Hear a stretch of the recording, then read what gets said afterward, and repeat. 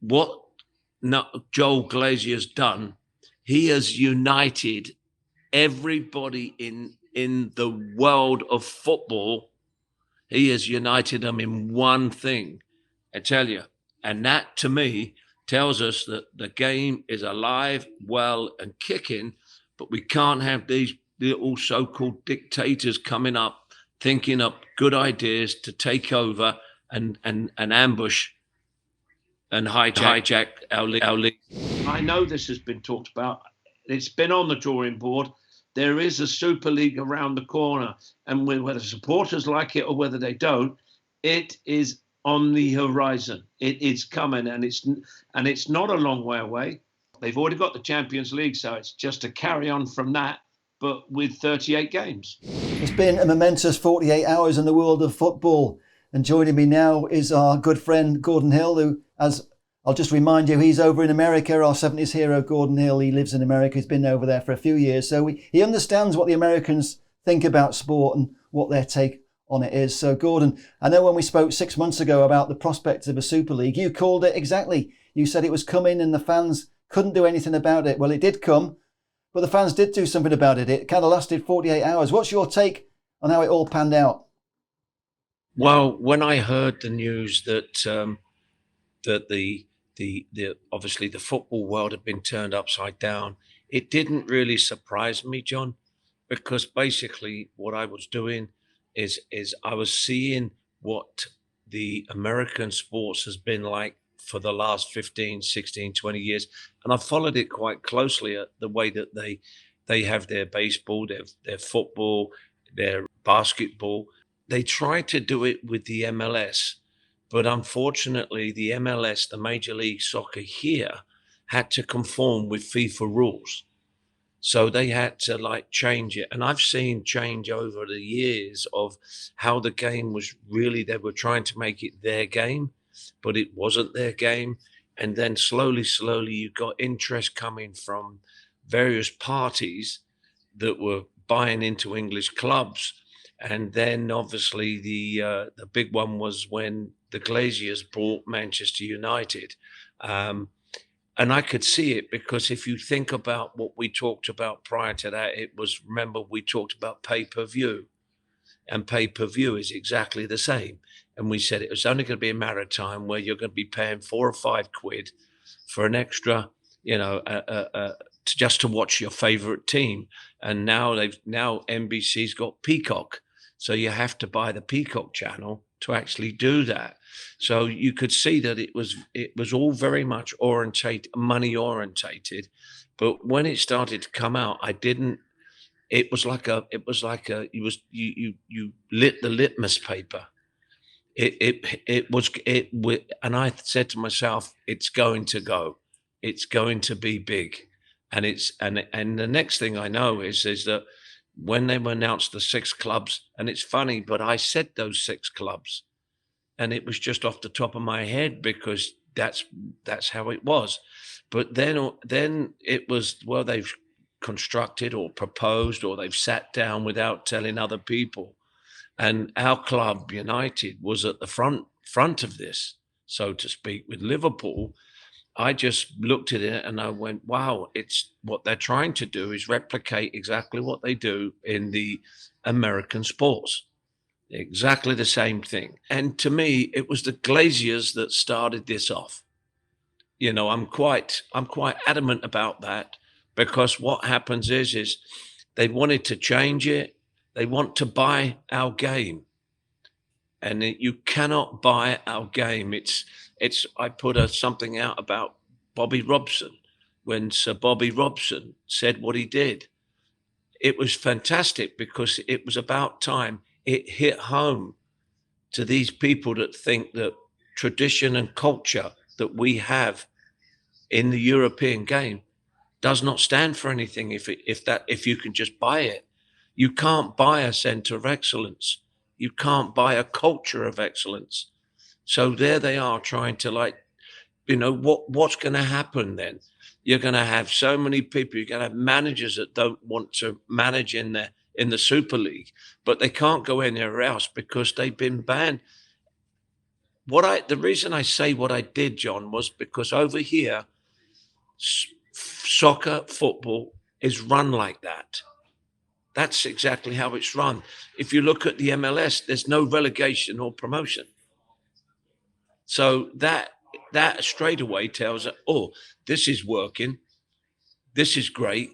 Let's keep it, but let's take it to England. Let's take it to the Europe. Let's take it to the Europeans. They'll love it. And then you've got a quote coming out saying, oh, this will be great for the European people. Unfortunately, it is a no-no. You cannot buy that. You cannot buy our game. All the money in the world will not buy our game. So now you've got a scenario now is, what do you do? We've now heard today, and rightfully so, that these, that Man United have pulled out.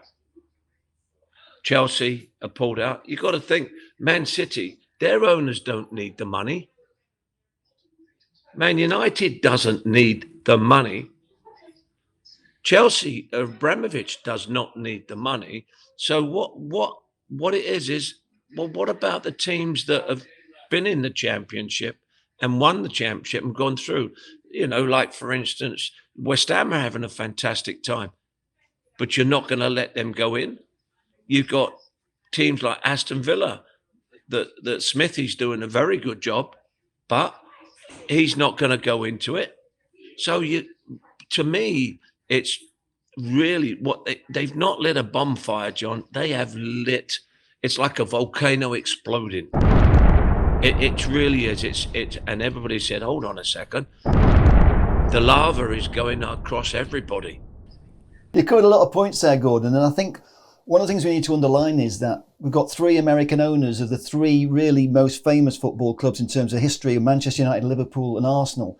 And it's quite clear from this whole episode is that they don't understand football, what you call soccer. They just don't understand. They don't get it. They don't get the fact that when Pep Guardiola spoke today and said that this is not sport, you can't have a sport where if you win, you can't get promoted.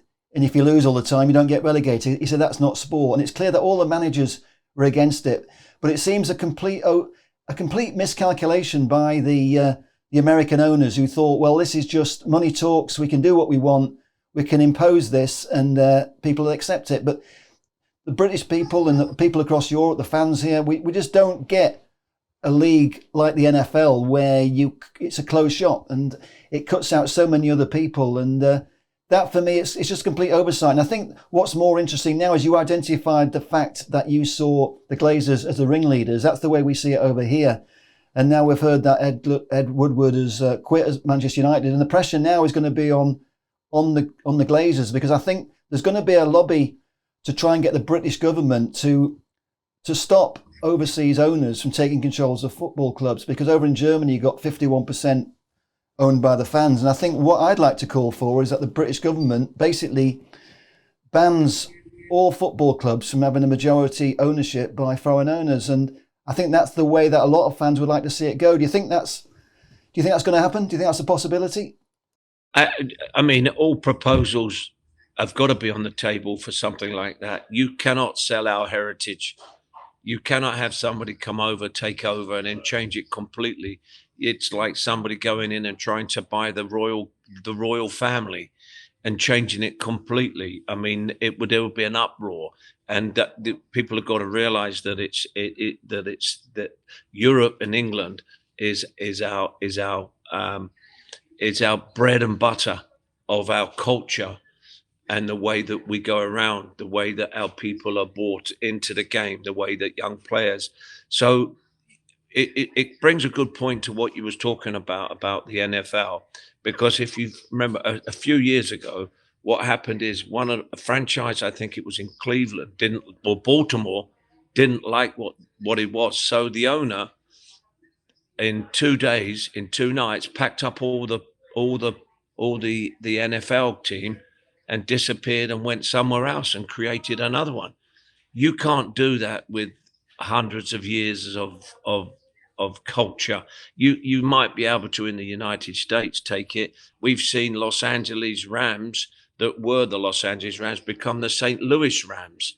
So they're moving it to really suit the audience, and it boils down to basically the money, the pound, shillings, and pence, and the dollar sign, and what. Well, we're in charge. We've got the biggest club in the world. No, you haven't. You are just very expensive landlords, because that club, or whatever club in England, that belongs to the supporters. That belongs to us players that come from the working class. That's our club. That's our clubs. You cannot come in and steal and take away and say, we're going to recreate the game. You cannot do that, because if that's the case, then Sir Matt Busby, Bill Shankly, Brian Clough, Tommy Dock, these people have done everything in vain just to be tossed aside. And the game said, thanks very much. I was very deeply hurt by it. Excuse me. I was hurt by it, but I knew it was coming, because I'd been watching it over the period of a few years of the way that clubs were letting owners in, and letting owners buy the club, and then put their own people in.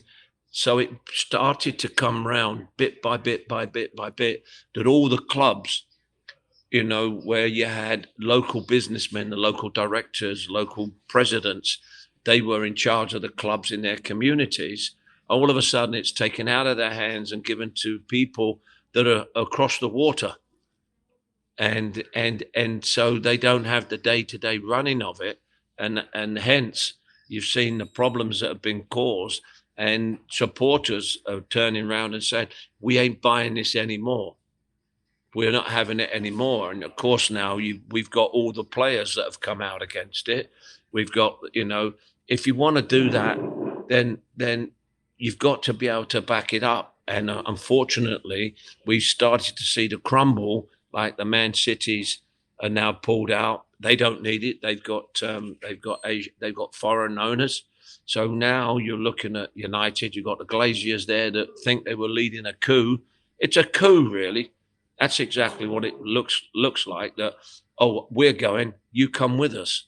But the supporters and the fans all over the world, even in Spain and in Italy, Germany and France are staying out of it, because they want to be able to remain and stay with their domestic program and play against other European teams. But if you think about it, what would the Super League be? There's no promotion, there's no relegation, there's nothing at all, nothing to what the players going to do. They can't play for their countries because FIFA and UEFA. But on the other hand, John, another point that I'd like to make is, were these 6 clubs doing it just to attract a bigger pot for their clubs in the European Championships?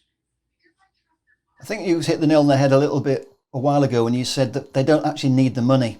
And this, for me, it just underlines the fact it's pure greed. And it wasn't just a case of trying to launch a league. It was a case of trying to take over the sport, in my mind. I think they thought by taking these 12 clubs, they could create a world. Because in America, they like to call things world when it's not the world. They would have created this as an NFL-style world league that would have taken over the running of the sport. They were basically trying to put themselves above UEFA and FIFA to put themselves as the runners of the world game. But I think that's been nipped in the bud now. And what's really interesting is that the managers and the players clearly like the existing structure. And this was all triggered this week because UEFA on Monday were going to announce the restructuring of the Champions League. So what I'm wondering now is, are we going to change? Because the UEFA are trying to pacify the big clubs by putting more matches in and making the Champions League bigger. But I don't think that's really a good idea. What do you think? Well, I mean, I think we've already got a lot of teams in the Champions League and the Europa League that are so teams. There's a lot of teams. You can play somebody from a country that doesn't play, but they're in the Europa Cup, or they're in the Champions League, or they're in a division where because they won their title.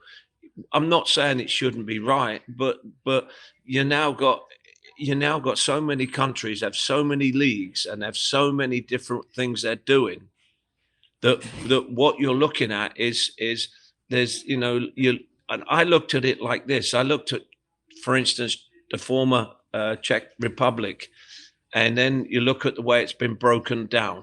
And then you look at Germany, the way that Germany has come together, but they still got the north and south, so to speak. And then you look at, say, Croatia, former Yugoslavia. They've got 4 more countries into it, out of it. And so now what you're looking at is it's got bigger and bigger and bigger. And you wait for, what are they going to do? They're going to put more money into it, give clubs more money. It's a catch-22 where we found out what the first group are doing. Now, are they hedging their bets to get more money in prize money, or what? It's a pay grade above every player and every manager. It's a pay grade above, but every player doesn't. People talk to me about it. I don't care where I play as long as I'm playing a game of football and I'm getting paid for it. I think what happens is when there's nothing to play for and you're not playing in your national team, these players have got to think very carefully. And I think Guardiola said it, but I think Sir Bobby Robson said it best of all. It's just said, you can have all the establishments, all the buildings and all the executives and bits and pieces, but it's when the dad walks up the stairs with his kid and he's got him by the hand and the kid looks over, that's when they fall in love. And they fall in love with the game, whether it's Man United or whether it is another club. That's what it's all about, Gordon. You said there about the father taking his son to see the game, and it's all about, football is about the fans. And without fans being consulted, there is no game. And that's the thing that's really shone. Another thing that shone through for me is the fact that we're talking about making the Champions League bigger, but why change it when it's already great? I mean, for me, if it's not broken, doesn't fix it. We've already got a Super League in my mind. We've got a Super League in the UK. We've got the Premier League. It's called the Premier League. And we've got a Super League in Europe. It's called the Champions League. And the question now really is, do we really need to meddle with it and create more games, or do we stick with it as it is? I get the impression that the players and the managers who've spoken today want to see it stay the same, but the guys who own the football clubs want more revenue, and they think the way to get more revenue is by having more European games. So do you think we will get more European games, or do you think we'll actually stick with what we've got? The situation is still the same. It's all about money, and it's all about how can we get more, instead of thinking about the game. And like UEFA said, yes, we'll increase the teams that play in the UEFA Cup. Well, what's that going to do? Put more games and more stress on the players. The squads, if we remember, have got to 24 players now to cover the games they're already playing. Then they're getting called up for the international games, and they're playing in a domestic league. I get a lot of people saying, well, they changed it with the Premier League. No, the Premier League, it was only a name change. Division 1, Premier League, Championship. This is far more serious than that. This is something that is trying to change the face and culture of English European football. And somebody trying to do it purely as a greed to see, and the power that they think they can wield. And I was very, very happy to hear about UEFA and Cyrone up the top there turning around and saying, hey, this is not going to happen. You're not going to turn it away, because then the Premiership becomes what, John? It's just a Premiership in England. La Liga, then you got this so-called Super League, and nobody really can get into it. I think one of the questions you asked there, Gordon, is about the money. And I think one of the ways I see it is that the Italians and the Spanish are jealous of the fact that the Premier League makes so much money. The Premier League is bigger than all the other European leagues put together. We know that Barcelona are on the verge of bankruptcy, owing about 1.1 billion. So they saw this as a way of getting a bigger share of the pie. And when you look at the richest clubs in the world, the top 20 all come from Europe, and 6 of the top 12 all come from the Premier League. So that shows you the might of the Premier League. So for me, part of this was Real Madrid are also struggling a little bit, and Yes, they are. they saw this a way of. They have suffered from coronavirus, but the way I look at it is the Premier League becomes stronger because I think we're more insulated from it because the Premier League still makes so much money.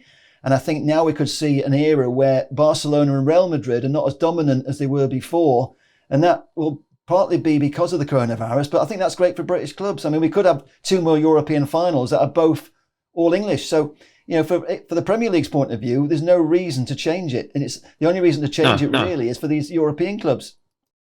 If it's not broken, don't fix it. Just add to it. Just help it along. The Premiership now got 6. They have 6 teams. Now you've got now all of a sudden, like, they come back into the fold. What I really want is not the players or the clubs. And I mean the playing side of it, their playing level. I don't want the support. I would not like to see supporters have a go at the players for this, and really get behind the teams, get behind the players. The players want to play. They make no doubt about it. As a pro, you want to play, and you get money, and you get a very good salary to play. The Premiership wants to stay the Premiership. The La Liga wants to stay La Liga 1. And all this is been formed over many, many years of football people being involved. And now it looks as though they're not football people that are trying to change our game. They're not trying to change our game, John. They are purely trying to hijack and buy our game. And it's got to stop. And like today's news, it's like 1 minute we were talking, the next minute there's a club pulled out. Then all of a sudden another club's pulled out, because the ramifications of this are very, very big in terms of, don't just think about you going into a Super League. Think about the players that won't want to play for you. They may all boycott it. Then you'll end up with a Mickey Mouse League, because everybody says, yeah, Super League. Yeah, nobody wants to play that. And then you're scratching, and then all of a sudden J.P. Morgan, an American bank, is losing its money. I tell you what, once they start losing a few coins, there will be close the doors very rapid, because I saw the NASL over here do exactly that. And if a franchise doesn't work in the States, they move it to another city. You can't move Newcastle United to London. It's just it's ridiculous. Absolutely. You make a good point there, Gordon. For me, I mean, the Glazers, if they could move Manchester United to Hong Kong or Bangkok and make more money, I'm sure they would. But be gone. What's interesting now, though, is you said I don't think the players or the managers will take any flack from the fans, because the fans know that the players and the managers didn't want to take part. I believe that the players would have gone on strike rather than play in the Super League. I think they feel that strongly about it. So I think the question now is, will the owners get away scot-free, or will they have to pay a price for leading this question? The question I'm going to ask, John, is one: what do UEFA intend to do about the owners? You can't prosecute the club because of the owners, and you're really hurting the players. So what are you going to do? You can't say you're banned from doing this, because you're really hurting the players. Players have no say.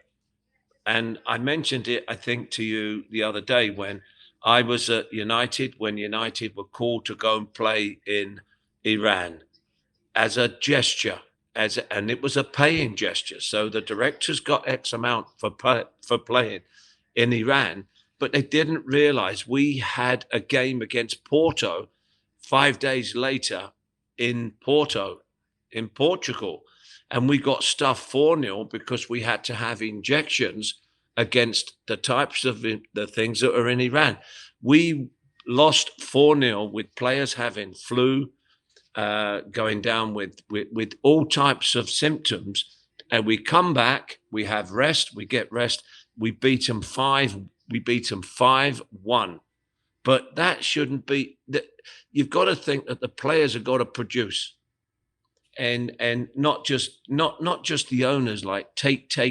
Okay, and I think this has opened up. I think that the American owners have started to having to realize, hey, we better start making other, avenues available, because you cannot come and sabotage the Premiership and take everything away.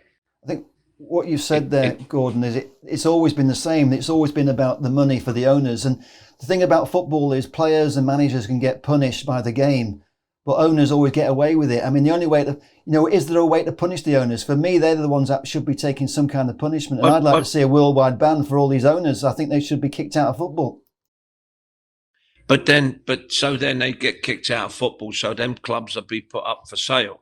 So what's to stop somebody else? I think there is a solution. I think the solution is they're banned from owning football clubs in the UK, and the British government has to compulsory purchase all these football clubs and basically have a public flotation of the shares whereby 51% go to authorised fans, so that we have a system exactly like we have in Germany. And I think the only way to do that is, I mean, they're building a railway line from London to Manchester, and they've taken over people's properties and houses, and they've compulsory purchased those. I'm sure they can go and compulsory purchase some football stadiums, because these are national institutions that belong to the communities and they belong to the fans. I think you have to separate between the football club that's a business that's owned by the current owners and the football club, because the football clubs, the heart and soul of the football club, will always belong to the fans.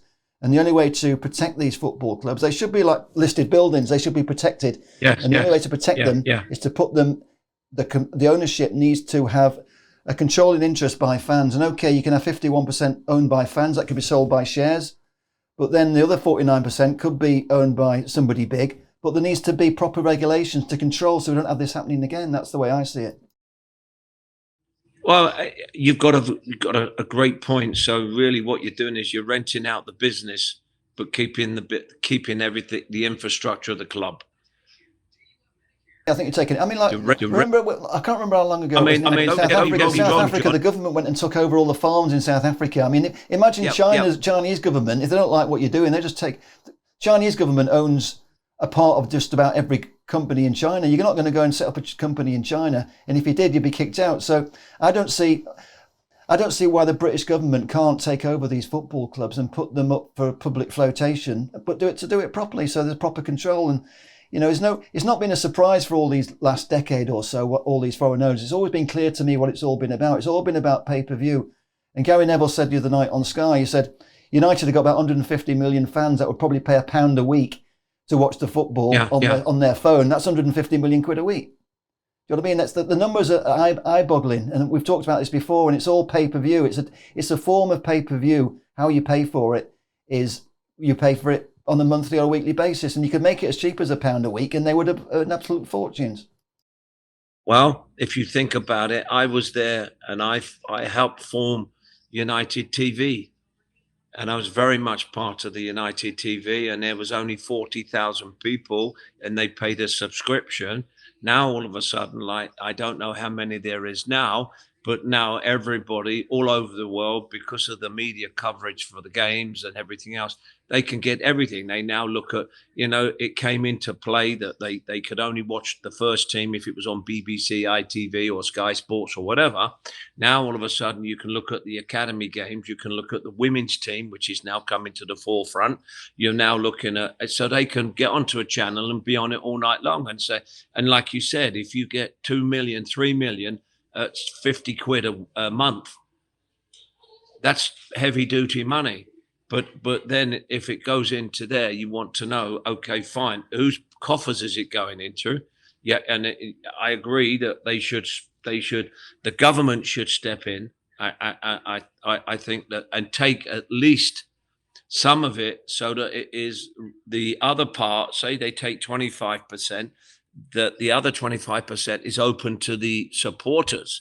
So the government's got their foot in the door, but then you've got to then look at the pyramid, because a lot of these clubs, service clubs down, they pass their players all the way through. They go down, they leave the club. The young players leave the club. They go to get their trade somewhere else. They may come back. But then at the end of the day, you're looking and saying to everybody that's either watching, playing, or part of it is getting what they richly deserve in terms of the culture, the watching of their favourite team, and the support that has gone through the government. And I heard Boris. I've seen Boris. I've watched him on and he will try and he will do his utmost to make sure it doesn't work, because you can't get more powerful than the government. And if the government step in, and rightfully so, you get in, and whether you like them or don't like them, at this time, what Joel Glazer has done, he has united everybody in the world of football. He has united them in one thing, I tell you. And that, to me, tells us that the game is alive, well, and kicking, but we can't have these little so-called dictators coming up, thinking up good ideas to take over and ambush and hijack our league. The thing is, if you were organising a coup, you couldn't have done it any worse than this lot have done. And they'd have been it's absolutely amazing. Tonight we're going to see mass celebrations across the UK. I mean, we saw it tonight at Chelsea, people celebrating in the street. All football clubs now are going to be celebrating. And this is a big sea change, because they had one chance at sort of taking over the game and they've blown it. And now it's a case of, can we get the game back, and how are we going to do that? And I feel really positive tonight. I mean, a lot of people were almost suicidal yesterday, thinking our game has been stolen. And I know people who've followed Man United for 50 years who were talking about never going back to watch them again, because they weren't going to watch the Super League, which was basically a closed shop. And it's all about lining the pockets of a small number of people. And that's what football is, a people's game. That's why it's the most popular game on the planet. And I feel like we've saved our sport this week. It's great news. Well, the nice thing about it is, and I've got news for all the supporters, and I have a Twitter account which is buzzing, lights up like a Christmas tree. And I'll be honest with every single one of you guys and ladies and kids and everything else, our game is not for sale. Our game will never be for sale.